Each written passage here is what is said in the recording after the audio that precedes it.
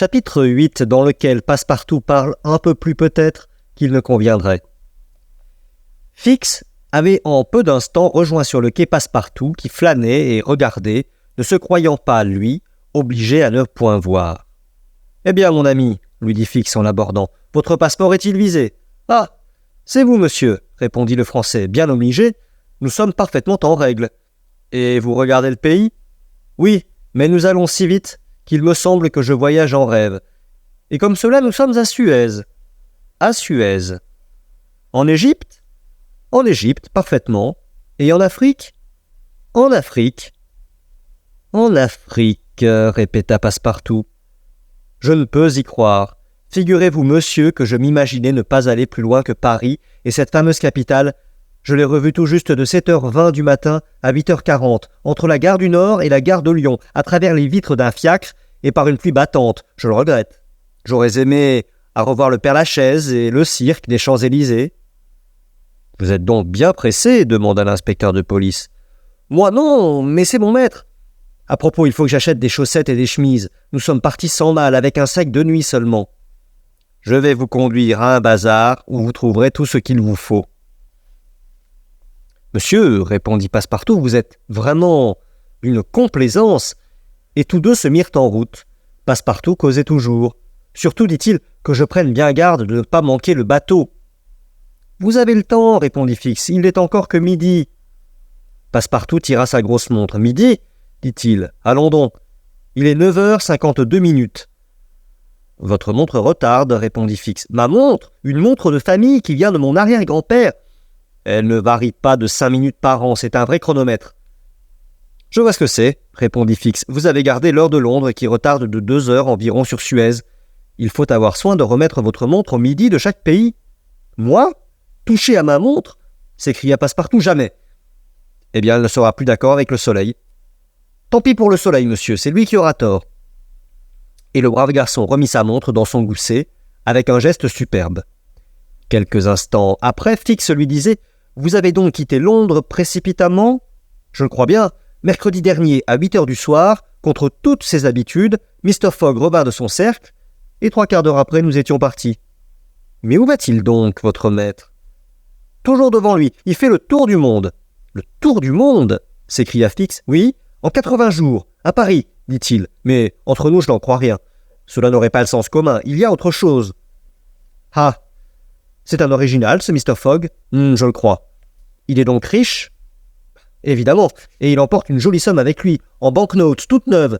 Et il ne pargne pas l'argent en route. Tenez, il a promis une prime magnifique aux mécaniciens du Mongolia si nous arrivions à Bombay avec une belle avance. »« Et vous le connaissez depuis longtemps, votre maître ? » ?»« Moi ? » répondit Passepartout. « Je suis entré à son service le jour même de notre départ. » On s'imagine aisément l'effet que ces réponses devaient produire sur l'esprit déjà surexcité de l'inspecteur de police. Ce départ précipité de Londres, peu de temps après le vol, cette grosse somme emportée, cette hâte d'arriver en des pays lointains, ce prétexte d'un Paris excentrique, tout confirmait et devait confirmer Fix dans ses idées. Il fit encore parler le Français et acquit la certitude que ce garçon ne connaissait aucunement son maître, que celui-ci vivait isolé à Londres, qu'on le disait riche sans savoir l'origine de sa fortune, que c'était un homme impénétrable, etc. Mais en même temps, Fix put tenir pour certain que Phileas Fogg ne débarquait point à Suez, et qu'il allait réellement à Bombay. « Est-ce loin, Bombay ?» demanda Passepartout. « Assez loin, répondit l'agent, et il vous faut encore une dizaine de jours de mer. »« Et où prenez-vous Bombay ? » ?»« Dans l'Inde. En Asie ? » ?»« Naturellement. »« Diable, c'est que, je vais vous dire, il y a une chose qui me tracasse. C'est mon bec. »« Quel bec ? » ?»« Mon bec de gaz que j'ai oublié d'éteindre et qui brûle à mon compte. Or, j'ai calculé que j'en avais pour 2 shillings par 24 heures, juste 6 pence de plus que je ne gagne. Et vous comprenez que pour peu que le voyage se prolonge... » Fix comprit-il l'affaire du gaz ? C'est peu probable. Il n'écoutait plus et prenait un parti. Le Français et lui étaient arrivés au bazar. Fix laissa son compagnon y faire ses emplettes. Il lui recommanda de ne pas manquer le départ du Mongolia et il revint en toute hâte au bureau de l'agent consulaire. Fix, maintenant que sa conviction était faite, avait repris tout son sang-froid. « Monsieur, dit-il au consul, je n'ai plus aucun doute. Je tiens mon homme, il se fait passer pour un excentrique qui veut faire le tour du monde en 80 jours. » « Alors c'est un malin, » répondit le consul, « et il compte revenir à Londres après avoir dépisté toutes les polices des 2 continents. »« Nous verrons bien, » répondit Fix. « Mais ne vous trompez-vous pas ?» demanda encore une fois le consul. « Je ne me trompe pas. Alors, pourquoi ce voleur a-t-il tenu à faire constater par un visa son passage à Suez? Pourquoi? »« Ah, je n'en sais rien, monsieur le consul, » répondit le détective, « mais écoutez-moi. » Et en quelques mots, il rapporta les points saillants de sa conversation avec le domestique du dit Fogg. « En effet, » dit le consul, « toutes les présomptions sont contre cet homme.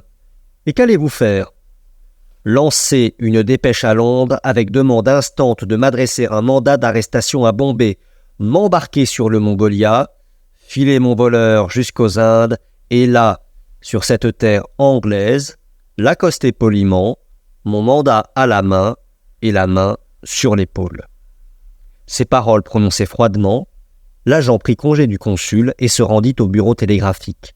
De là, il lança au directeur de la police métropolitaine cette dépêche que l'on connaît. Un quart d'heure plus tard, Fix, son léger bagage à la main, bien muni d'argent, d'ailleurs, s'embarquait à bord du Mongolia et bientôt le rapide steamer filait à toute vapeur sur les eaux de la mer Rouge.